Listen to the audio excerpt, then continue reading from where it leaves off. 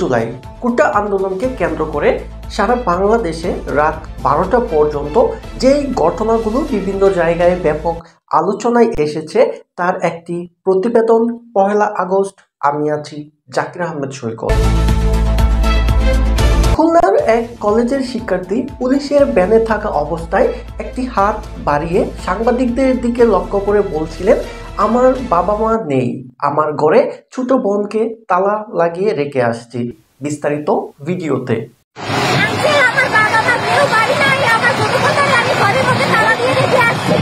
এদিকে বরিশালে যে ঘটনাটি ব্যাপক সাড়া জাগিয়েছে, বরিশাল বর্জমন কলেজের এক শিক্ষার্থী অনার্স 2য় বর্ষের রাষ্ট্রবিজ্ঞান বিভাগে পড়ুয়া রাস্তায় পুলিশ এবং ছাত্রীর মধ্যে হতাহতের অবস্থা এমনটাই দাঁড়ায় যে যেটা ব্যাপক হারে এখন বর্তমানে বাংলাদেশের বিভিন্ন সোশ্যাল মিডিয়াতে আলোচিত হয়েছে, যা আপনারা স্ক্রিনের ফটোগুলো দেখা মাত্রই বুঝতে পারতেছেন।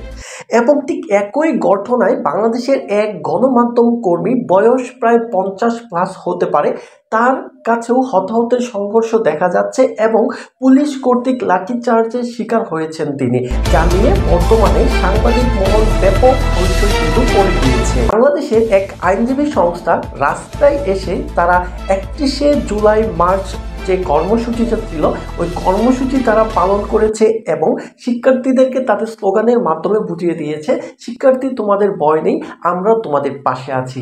বিস্তারিত ভিডিওতে। তোমার সাথে সারা দেশ তোমার সাথে। ব্যাপক আলোচিত একটি ঘটনা বা ফটো আপনারা দেখতে পাচ্ছেন, যেখানে নূর হোসেন নামের একটি আন্দোলনরত অবস্থায় একটি ছেলেকে পুলিশ অ্যাটাক করে এবং তারই বোন এবং তার শিক্ষকের সহায়তায় অবশেষে তাকে পুলিশের ভ্যান থেকে নামিয়ে তাকে সুস্থভাবে বাসায় ফিরিয়ে আনেন। বিভিন্ন শিক্ষামূলক গ্রুপগুলোর মধ্যে যেটি ব্যাপক হারে ছড়িয়ে গিয়ে 31শে জুলাই বিবৃতি দিয়েছেন এইচএসসি 2024 ব্যাচের শিক্ষার্থীরা। তারা জানাচ্ছেন তারা পরীক্ষার হলে অংশগ্রহণ করবেন না। প্রতিটা কলেজ থেকেই এমন লিখিত বিজ্ঞপ্তি দেখা যাচ্ছে বিভিন্ন গণমাধ্যমগুলোতে।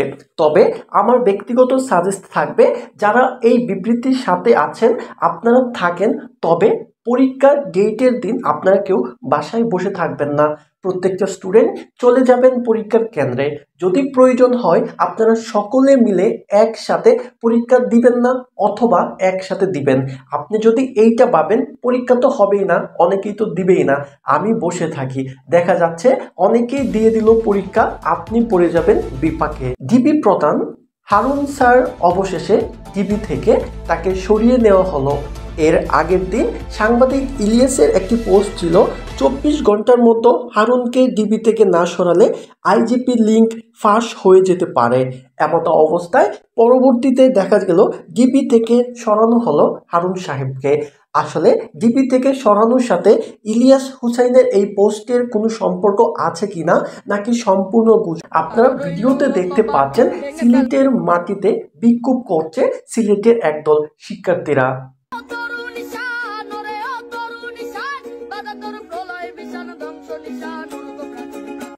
বাংলাদেশের প্রতিটা মানুষের 31শে জুলাই যেই কাহিনীটা হৃদয় ছুঁয়ে গেছে। প্রায় 60 থেকে 65 বছরের একজন আইনজীবী দুইটা হাত সামনের দিকে নিয়ে একদম চিৎকার করে বলতেছেন, আমার শিক্ষার্থীদের, আমার স্টুডেন্টদের, আমার ছেলেদেরকে মুক্তি দেন, প্রয়োজন হলে আমাকে অ্যারেস্ট করে থানায় নিয়ে যান। অনেকেই এই ঘটনা থেকে অনেক উৎসাহ পেয়েছেন।